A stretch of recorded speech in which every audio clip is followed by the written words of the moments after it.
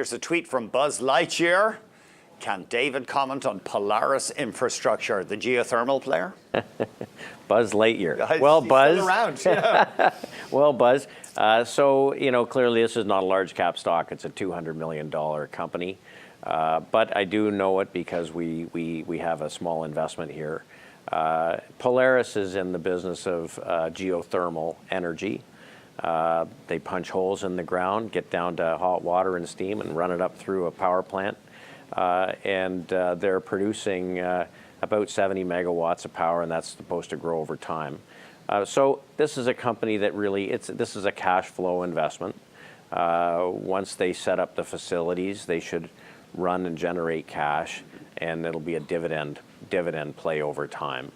So they're based in Nicaragua, which apparently has a pretty good rule of law when it comes to this kind of enterprise. But it's a small cap stock, you have to recognize it. This is not probably a huge growth stock. It's one that's going to generate and spit out cash. And we own the stock and are quite comfortable with the asset. Let's head down to southwestern Ontario. Once a savanna a few millennia ago. Dave in Chatham, Ontario, go ahead. Methanex, there's a activist investor who wants them to buy back 5 million shares and pay out a special dividend. Is this a positive theme for the stock going forward? Thank you for taking my call. Because I think Methanex management say, hey, we're doing all that stuff. That's right. That's right. Again, a business that generates cash, and when an activist gets involved, hopefully some good things can come for shareholders. Stock's had a pretty good run. It's run from 33 to just about $70 and then pulled back from there. I really like materials companies in certain areas. We prefer materials in the area of building and construction right now because we think there's going to be a lot of infrastructure build. I haven't taken a close look at Methanex lately. Stock's behaving well, and certainly, better economic activity supportive of the stock. But I don't have a lot of comments beyond there. Okay, let's head to Montreal. Joe, go ahead, please. Hi, David. I have a Power Corporation in my cash accounts for about 20 years now, and its sister corporation, Power Financial, my TFSA, and it definitely has not been an meteoric rise. It's more like doldrums and glacial rise, and it seems every time they go up a few cents, they go back down in the following weeks.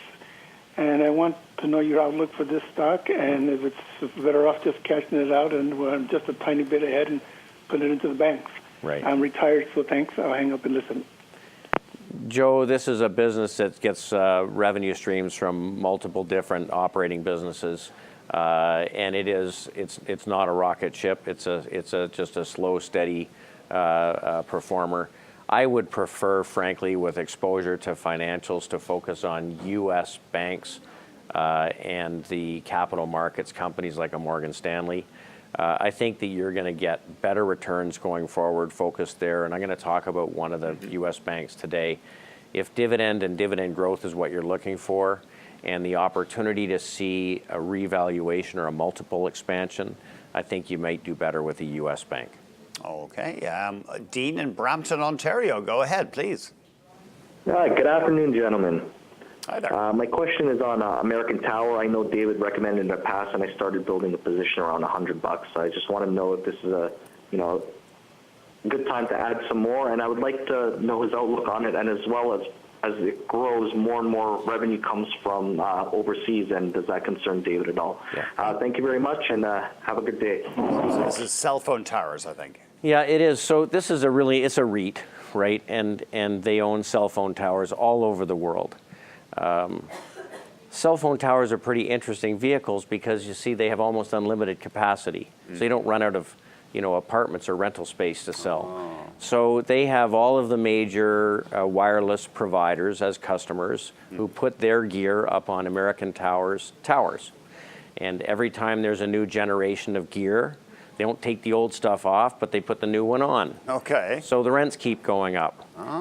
So this is a really interesting growth REIT, and they have done a great job of growing the business geographically.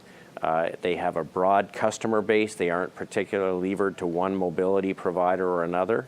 And over the next couple of years, we're going to start seeing 5G LTE coming, the next generation of wireless gear, and so that's starting to roll out onto their towers. So this is a company that will continue to grow its dividend very smartly. It's not a big dividend yielder; it's at 2%, but it's one that I think can do very well. If you were to see rising rates, you want to make sure you got dividend growth, and I think that when you look at the proliferation of the use of broadband data, it's only going to continue. Okay, Dean, thanks very much for that question. We're going to be back with David Burrows, President and Chief Investment Strategist at Barometer Capital Management. The topic, North American large caps, 1-855-326-6266.